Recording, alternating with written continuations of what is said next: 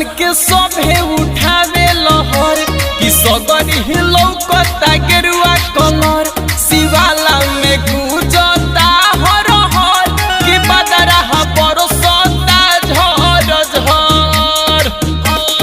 सावन के सभे उठावे लहर कि सगरी लौकता गेरुआ कलर शिवाला में गुजता हर हर कि बदरा बरसता झर झर।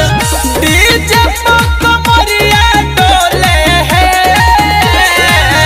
देव घर में भोला के डमरुआ डोले छपरा सहरिया डोले देव घर में भोला के डमरुआ डोले शिवान के कमरिया डोले।